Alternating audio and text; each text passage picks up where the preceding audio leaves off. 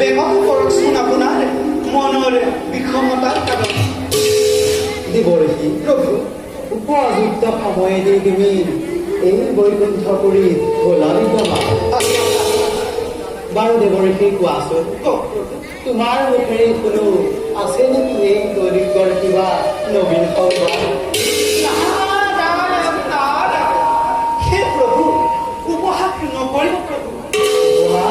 প্ৰভু, উপহাস যাৰ ইচ্ছাত জল স্থল বায়ু দিনক ধাৰা, যাৰ অনুগ্ৰহত সৃষ্টিৰ জগত পালন চলিব লাগিছে, তেনে অৱস্থাত প্ৰশ্ন কৰিব পাৰো প্ৰভু, কিয় উপহাস